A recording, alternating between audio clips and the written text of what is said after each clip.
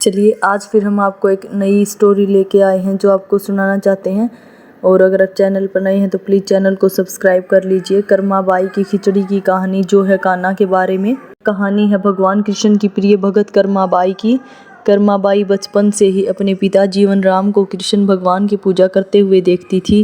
वह कभी भी कृष्ण भगवान को भोग लगाए बिना भोजन नहीं ग्रहण करते थे। जब कर्माबाई 13 साल की थी तब एक दिन जीवन राम को तीर्थ पुष्कर स्नान के लिए जाने की इच्छा हुई। साथ में उनकी पत्नी ने भी पुष्कर स्नान की इच्छा प्रकट की। जीवन राम अपनी बेटी को भी ले जाना चाहते थे, लेकिन दुविधा यह थी कि अगर वह सब घर बाहर गए तो श्री कृष्ण भगवान को भोग लगाएगा कौन।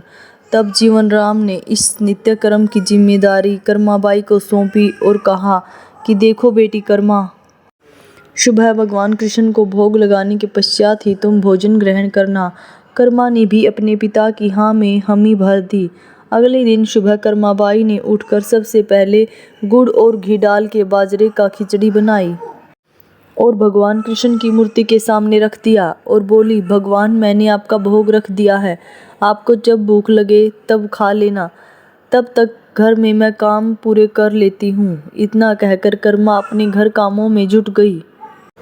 काम करते करते बीच बीच में आकर देखने पर जब कर्मा को ज्ञात हुआ कि भगवान ने अभी तक खिचड़ा नहीं खाया है, तब उसे संदेह हुआ कि शायद खिचड़ी में घी और गुड़ कम है, इसलिए भगवान कृष्ण भोजन ग्रहण नहीं कर रहे हैं।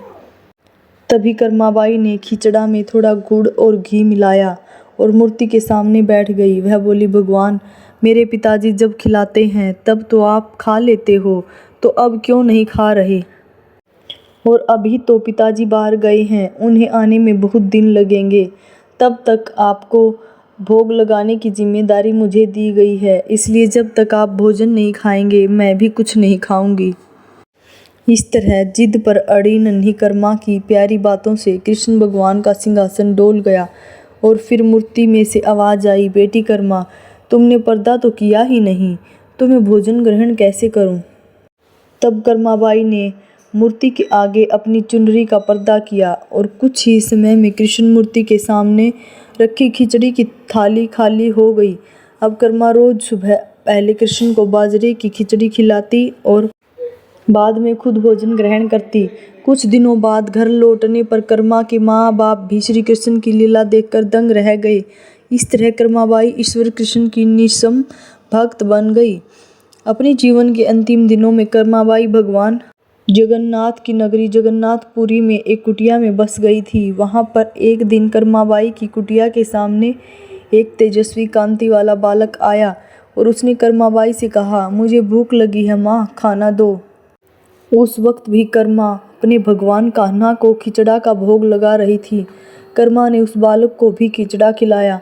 उसके बाद से वही बालक हर रोज कर्मा के हाथ का खिचड़ा खाने आता था। यह सिलसिला कई वर्षों तक चलता रहा। वह बालक कोई और नहीं, स्वयं जगन्नाथ भगवान थे, क्योंकि जिस दिन कर्माबाई का देहांत हो गया उस दिन जगन्नाथ भगवान की मूर्ति की आंखों से आंसू बह रहे थे और उसी रात मंदिर के पुजारी के सौपन में जगन्नाथ भगवान आए और अपने दुखी होने का कारण बताया कि उनकी परम प्रिय भगत कर्माबाई गोलोक सिधार गई हैं। मैं रोज सुबह उसके हाथ की खिचड़ी खाता था, अब मुझे खिचड़ी कौन खिलाएगा। अगले दिन से मंदिर के पुजारियों ने निर्णय लिया, भगवान को रोज बाजरे के खिचड़े का भोग लगेगा और उस भोग का नाम दिया गया कर्माबाई की खिचड़ी। अगर आपको हमारी यह वीडियो अच्छी लगी तो वीडियो को लाइक, शेयर और चैनल को सब्सक्राइब करें। प्लीज़। राधे राधे।